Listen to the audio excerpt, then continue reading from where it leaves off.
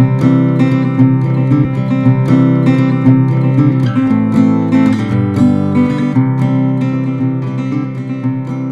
guys, it's Angie. Today I'm going to be doing a tutorial based around Elizabeth Bennet from Jane Austen's Pride and Prejudice.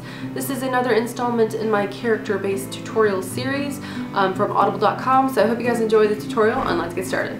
I'm going to start off with a bit of foundation. I'm going to be using Makeup Forever's HD foundation in 115, and I like this one because it looks most skin-like, and that's what we're going for this look.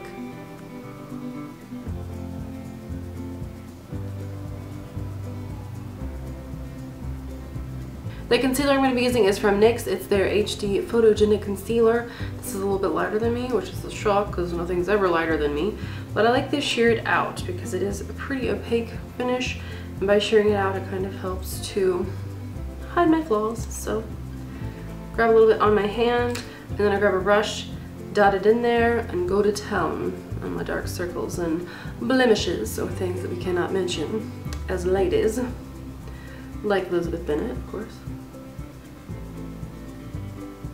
Just the sheer coverage of that concealer around the nose, under the eyes, anywhere where you have discretions. Oh, indiscretions, I should say.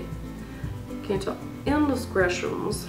But to finish off the face, you want to set everything with powder. You want to set creamy products with powder so it stays on your face.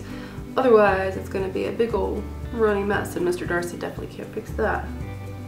I decided to do a makeup based on Pride and Prejudice because I actually had the flu last weekend, and I was laying in bed watching it, and I was like, Mr. Darcy, why does Mr. Darcy sound so familiar? And I realized, duh, it's in Bridget Jones. So I kind of realized Bridget Jones is a modern day version of Pride and Prejudice, which is really, really cool. Anyway, probably all of you knew that, except for me.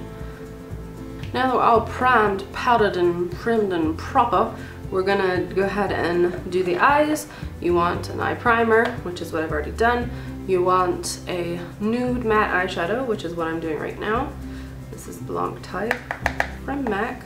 Just kind of a light sheer layer all over the lid.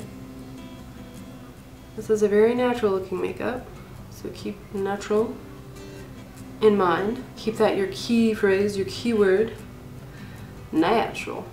I'll zoom down in with the camera. I'm going to be using a pink color, and this is from Makeup Geek actually. It's called Cupcake. It's kind of a light pink, onto a fluffy blender brush.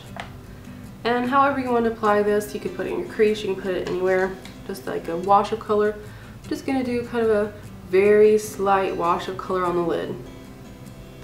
Like barely noticeable. We're done with the eyeshadow, but we're going to add one little hint of something to the eyelashes. Right at the very base of your lash, where the skin meets the root, you're going to put a little bit of dark brown eyeshadow. Just a small thin line, not even an eyeliner, but like a small tiny little hint of eyeliner.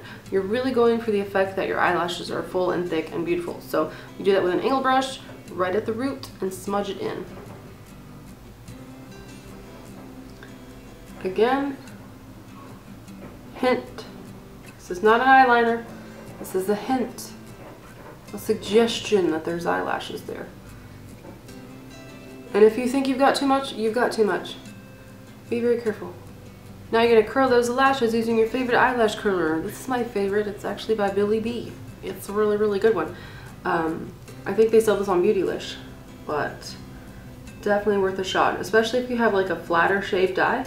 If you have really, really rounded eyes, I think the other ones work better. But this one tends to be a little bit flatter, so it can really get into there, especially if you have like a flatter kind of set to your eye. Definitely check it out. Billy B is fabulous too. Now I know they really didn't necessarily have mascara, but we're gonna go for mascara because mascara just really makes your eyes look awake and it makes you look alive, and it's a modern day invention. Luckily we have it, so yeah. Don't go to town. Don't tarantula-ize yourself, but you know, just a nice fluffy kind of voluminous coat. Never killed anybody. You can see how that really just pops the eye and makes you just look awake and fresh and innocent, like the young lady you are, or young lad. I don't judge. I do not know why I keep making everything southern. Probably because I miss my family back in North Carolina. For the brows, I'm going to be using this kit from Milani. It's the Brow Fix Brow Kit. I think this is kind of a great thing in the drugstore. Not a lot of great brow products in the drugstore, but this will work for you. And since I'm doing some natural kind of brows, I'm going to use powders because I feel that powders tend to just look more natural. So use this dark brown and fill in my brows. Just lightly brush in some of that brown. If you have patchy brows like me, you can just kind of squiggle it in.